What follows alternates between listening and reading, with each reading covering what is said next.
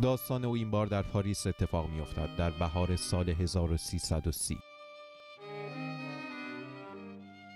قهرمان داستانش خانه‌ای گرفته در محله‌ای در شمال پاریس. خیابانی به نام شامپیونه، شماره 37 مکرر.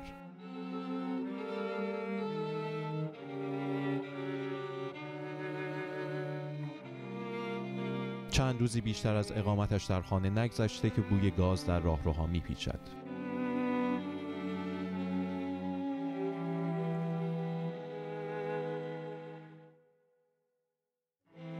روز بعد مهمانی که دعوت کرده بود در را باز می کند. جسد صادق هدایت کف آشپزخانه است.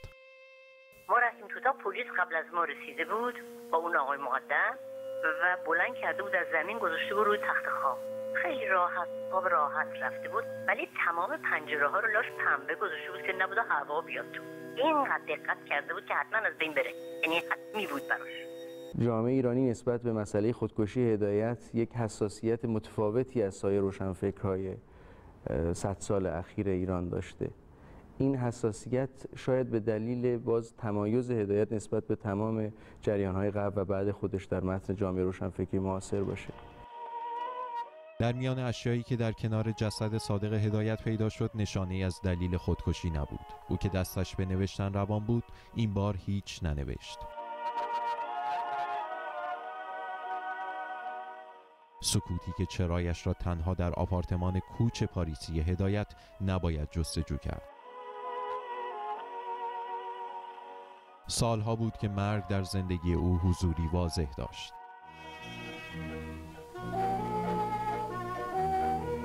نقطه آغاز به 23 سال پیش از خودکشی در پاریس برمیگردد. در آن سال قایقران‌های رود مرن در فرانسه جوانی را از آب نجات دادند که پله‌های رودخانه را پایین رفته بود. دلیلش را بعضی دوری هدایت از خانواده می‌دانند و غم غربت. عده‌ای هم از شکست عشقی او در رابطه با دختری فرانسوی به نام ترز نوشتند. داستانی عامه پسند که دلایل کافی برای صحتش نمی‌توان پیدا کرد. این عکس در پاریس و در خانه عیسی هدایت برادرش گرفته شده پس از آن خودکشی ناموفق. شاید در یکی از همین لحظات است که جملات داستان زنده به گور به ذهنش میرسد. آنجا که 1 سال پس از خودکشی نافرجام می نویسد: هیچ کس نمی تواند پی ببرد، هیچ کس باور نخواهد کرد. به کسی که دستش از همه جا کوتاه بشود میگویند برو سرت را بگذار و بمیر.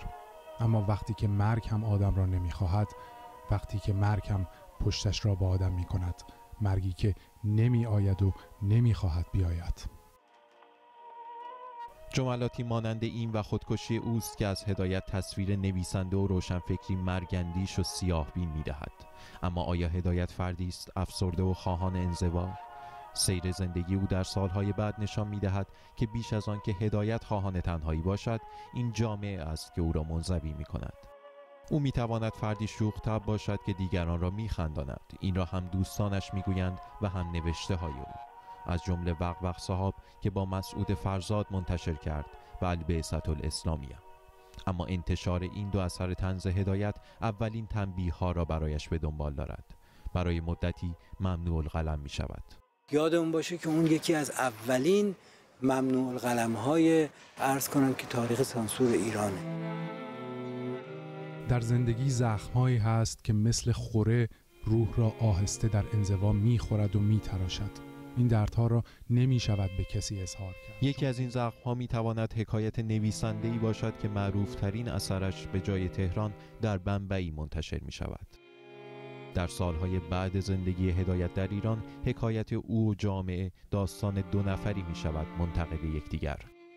او روشنفکری است که عقب ماندگی‌های فرهنگی و فکری کشورش عذابش می‌دهد و از دید جامعه او ناسازگار است و ناتوان در پیشرفت اجتماعی. در این میان اختلاف در خط فکری سیاسی او را در جامعه روشنفکری هم منزوی می کند. همین می شود که خسته از محیط اطراف بار دیگر رخت سفر می بندد. رفتن به پاریس هم دردی از رو دوا نمی کند. زمانی زیاد از سالهایی که صدای چکمه های هیتلر در پاریس پیچیده بود نمی گذشت و شهر هنوز به خود نیامده بود.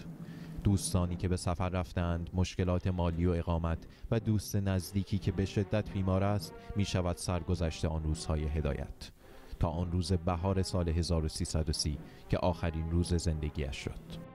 میشه گفت که به گونه‌ای سرنوشت روشنفکری ایران رو میشه در سرنوشت صادق هدایت جستجو کرد، با این تفاوت که برخی از این سرنوشت در متن جامعه روشنفکری تجربه اندوختند و مسیر هدایت رو نرفتند و با اتصال به جریان‌های ایدئولوژیک و دیدگاه‌های حزبی و گروهی به سرنوشت هدایت دچار نشدند و برخی که دقیقاً مسیر روشنفکری ایران رو از نسخه‌ای که هدایت برای این مسیر پیچید دنبال کردند. پایان زندگی هدایت پایان تاثیرگذاری او بر فرهنگ و ادبیات نبود. نوشته‌ها و کتاب‌های او حتی بی اجازه انتشار در ایران راهشان را به کتابخانه‌های دنیا باز کردند. آثاری ماندگار از نویسنده‌ای که نماند و مرگ را به زندگی که سمج می‌خواندش ترجیح داد. کسی که زنده به گور دوران خودش بود. آیدین صالحی، BBC.